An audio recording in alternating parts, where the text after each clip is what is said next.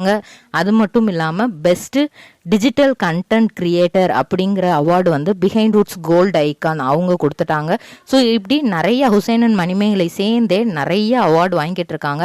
October 2023 இவங்களுக்கு காலில் அடிப்படுது. So cook with கோமாளியில் வரிசையாக சீசன் 1 சீசன் 2 சீசன் 3 கலந்துக்கிறாங்க.